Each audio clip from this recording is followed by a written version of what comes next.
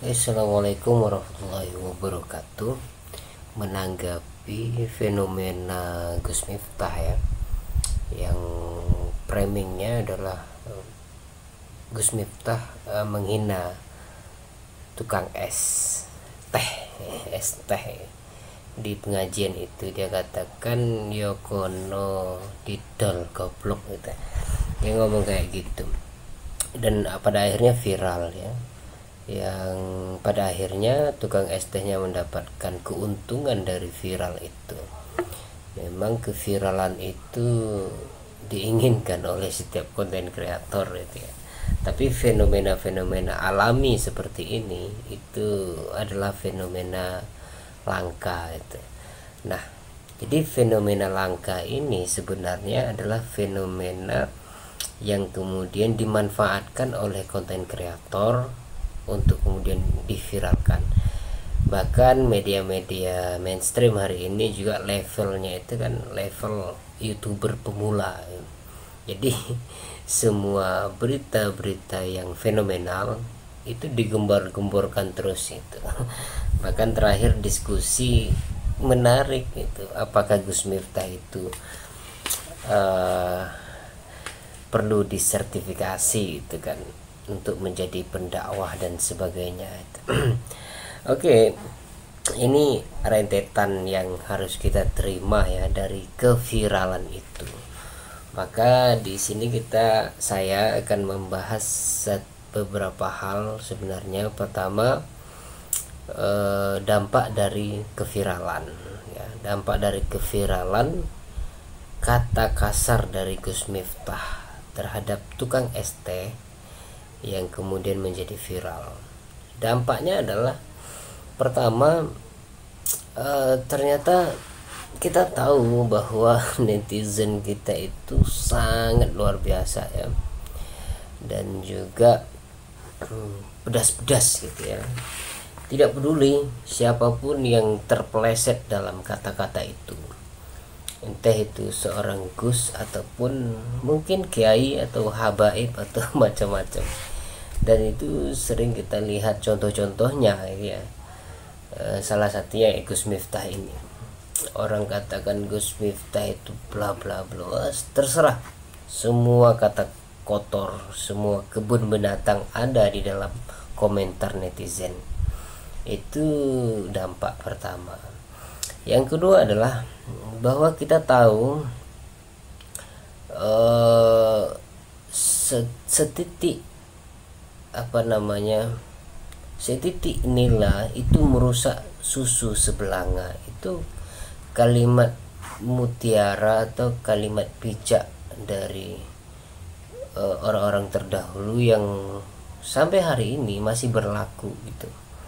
Begitu banyaknya kebaikan dari Gus Miftah, pada akhirnya tidak terlihat oleh setitik susu, setitik nila tadi. Itu bagian yang kedua yang harus kita petik dari kejadian ini. Yang ketiga adalah dampak dari keviralan ini muncullah pemikir-pemikir yang aneh gitu, yang kemudian menisbatkan Gus Miftah sebagai wali. Ini fenomena aneh lagi di tengah kekacauan netizen kita, di tengah kekacauan bagaimana kita itu sulit beradaptasi, sulit objektif melihat bahwa antara kebaikan dan keburukan itu harus dinilai dengan bijak ya, bahwa satu keburukan seharusnya tidak boleh menutupi 100 kebaikan. Nah, di tengah fenomena-fenomena itu muncul orang-orang yang sok bijak, sok tahu, orang-orang yang juga sok mengerti ya, yang kemudian bisa dikatakan sok wali gitu, ya, yang menisbatkan kewalian kepada Gus Miftah. Ini fenomena yang langka lainnya yang terjadi pasca viralnya kejadian itu gitu. Nah, tentu pro kontra, ada yang menyebut bahwa ya bisa jadi gitu. Orang yang mengatakan bisa jadi Gus Miftah adalah wali ya tentu orang-orang yang sejak awal tidak memiliki kemampuan berpikir mandiri ya. Semua pendapat orang dilihat logis, ya sudah diikutin gitu tanpa mendalami. Semua pernyataan itu bisa logis gitu, tapi logis itu tidak bisa menjadi dalil utama atau dalil satu-satunya untuk membenarkan sesuatu. Kebenaran itu harus terus diuji terus menerus. Nah, jika ada yang mengutarakan dalil tentang Gus Miftah adalah wali, maka kita uji wali itu apa itu. Kan banyak sekali wali ya. Ada wali band gitu, ada wali kelas, ada wali murid, ada wali guru, macam-macam. Ada wali santri. Nah, kewali-walian itu banyak ya. Ada juga wali yang disebutkan sebagai waliullah. Apakah ini?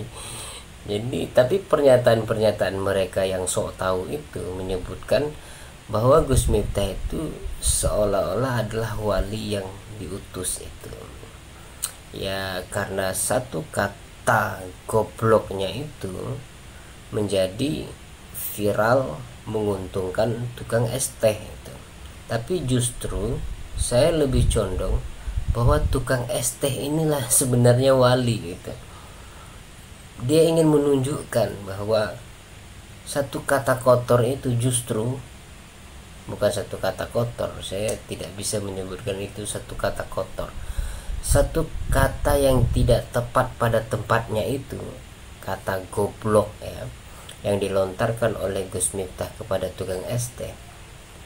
Kata yang tidak tepat itu bisa menjadi mutiara, diputarbalikkan oleh si tukang es teh itu. Sun Haji, siapa namanya itu? Saya justru curiga dia adalah wali yang sebenarnya gitu. Nah, kecurigaan saya tentu bukan berarti benar ya.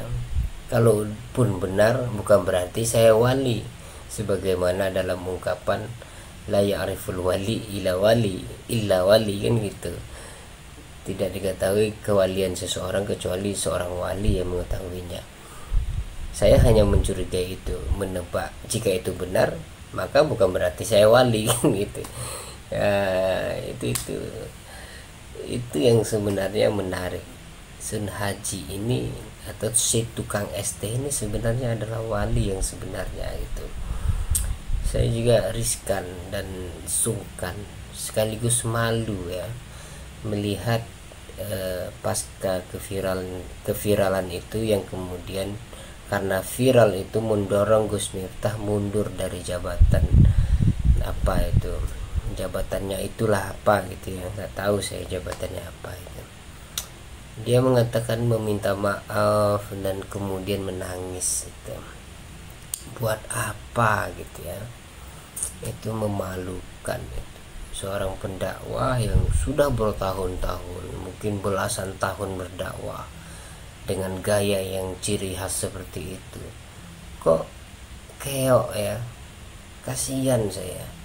Maka kewaliannya juga batal itu gara-gara nangis itu. Kalau dia nggak nangis mungkin saya percaya ya kalau dia wali gitu, sebagaimana yang dikatakan oleh beberapa orang yang berpendapat